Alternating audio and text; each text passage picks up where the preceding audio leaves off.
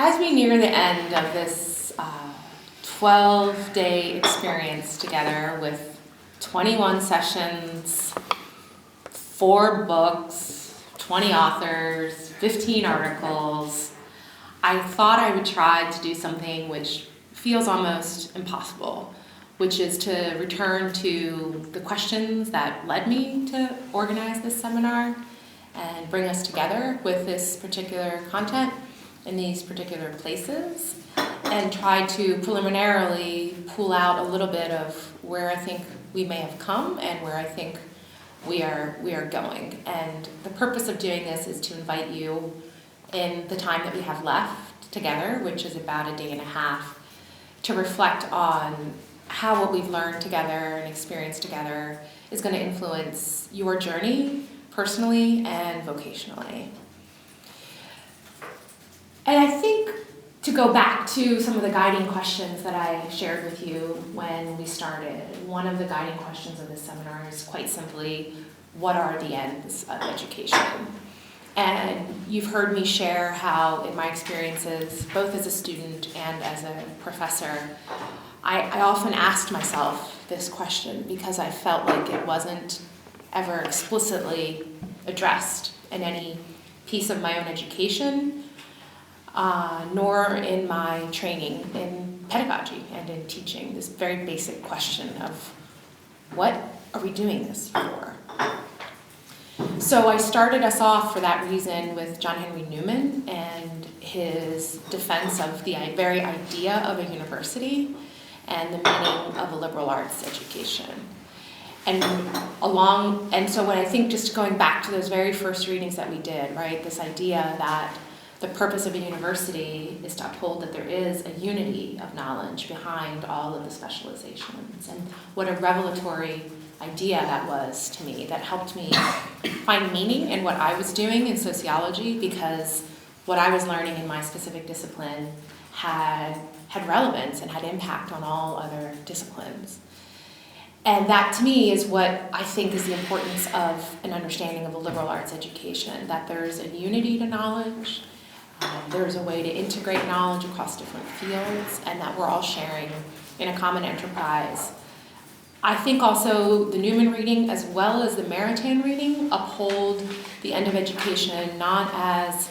only a passing on of tools or credentials or knowledge, as important as it is, but in not neglecting the development of the person as the true end of education. So in particular, I thought the Maritain reading was very strong in sort of arguing that we've given a lot of time and attention to rethinking pedagogical approaches to knowledge and acknowledging the importance of that, but that there's a danger in losing sight that we're educating a person. And Maritain, in his arguments about integral humanism and his relationship with other personalist thinkers, always wanting to put the person back in the center. Understanding education can't be purely reduced to something utilitarian simply because the person is not simply a tool. The person learning is an end in and of himself or herself. And I think one of the main goals of the seminar, as we've been working through these texts together, is to ask ourselves then, if this philosophical question, if this end of education is the development of the whole person, then what do we understand that concept of the person to be? So we also did a series of readings, Max Shaler, for sure, Del Noce, talking about how is it that we think about this concept of the human person in modernity, and how does that contrast with earlier views of the human person. The purpose of those readings was to help us bring forward, to pull out, to begin to think through some of the implicit assumptions or principles that guide how we approach knowledge and approach education. For me, this question of what is the human person came about as a sense of being in a field that seemed to be limited in how it could talk about the human person. The way we talk about the human person in sociology often implicitly assumes a strategic,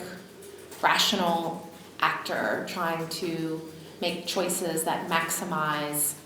some sort of benefit. And so the Del Noce reading for me helped me really to understand how we got to this notion of the person as a strategic, rational actor, because modernity defines itself as, in some ways, an affluent society that can take care of people's material needs and provide an infinite number of choices. And that concept of the person seems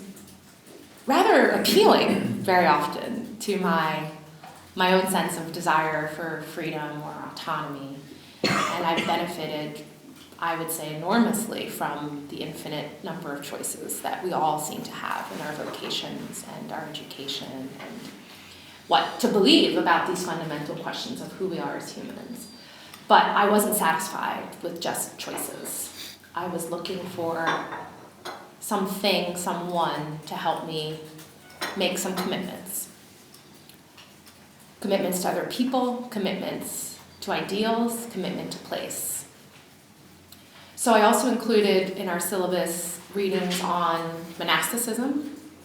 as an example of a way to live a life committed to ideals and to people and to the love of learning, and how to integrate those things, which I think often get separated. For me, as a person of faith in higher education, mostly in secular universities, I found that I pursued my faith quite apart from my learning, and that felt to me fragmenting, and I couldn't quite explain why I felt fragmented, but I didn't know how to bring them together. So reading on monasticism has helped me to reflect on what does it mean to be committed to people and place in a pluralistic environment of different faiths, different perspectives, but upholding, I would say, our common humanity as something that can unite us, which for me, our humanity, I would agree with Del Noce and Maritain, that my understanding of humanity is Christian, and it includes the mystery of the transcendent, and it includes an understanding of the human in relationship to that transcendent, which has been revealed to us. And it's statements like that that I find sometimes put me at the margin of scholars for whom, as I think we read in Del Noce and also in a few others like Maritain, truth has to be understood only at the level of the rationalistic, mechanistic interaction of forces that we can observe empirically. And I've always wanted to uphold the faculties of reason and to understand nature in its own terms, but I grew increasingly dissatisfied with the exclusion of this other dimension that I kept seeing coming up in my own ethnographic work and interview work, that human experience isn't rationalistic, that, as I think we read in our Giussani reading, our reason, our nature itself tells us that there are limits to reason, and that there is a mystery, something beyond that reason can never exhaust. It points us to a higher reality. This is, I think, akin to the experiences that we have in love or an experience of beauty. It's not only in religious faith that we encounter this other being. And so those experiences, to me, beauty and love, came up again and again in the kinds of interviews I did with people who didn't have a language of faith, certainly not a language of faith in any traditional sense, but they had experiences of a transcendent other that they were connected to, that they were asking about. So the themes of our readings, I think, try to bring together what does then an understanding of our own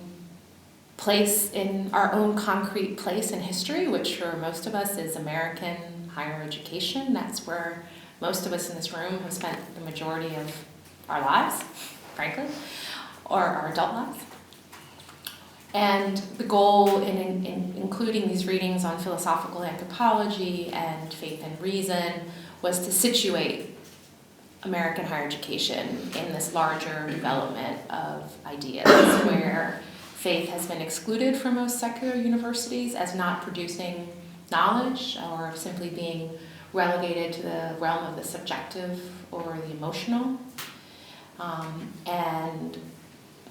where questions about the transcendent are thought of as simply not relevant to the naturalistic types of inquiry that we're all encouraged to learn and to perfect. And then from that, we read, Paulo Freire, we read a couple of other texts like Giussani that talk about pedagogy. And I think the point I was trying to make with the Freire readings, for example, was that we really should appreciate the careful attention to pedagogy and to the freedom of the student and to the development of a critical consciousness, and appreciate those developments in pedagogy that move us away from a kind of banking model of education where students are simply expected to rotely memorize past knowledge, but at the same time not disregard the ultimate questions about truth and about reality that people are also going to pose, and to acknowledge the authority that each of us has as an educator, the authority that we have when we come into the classroom, that we are standing somewhere in some tradition, whether we acknowledge it or not. When we teach, we're not only teaching the subject material, we're teaching an implicit worldview about how our subject material is related to other subjects and is related to these questions about ultimate reality.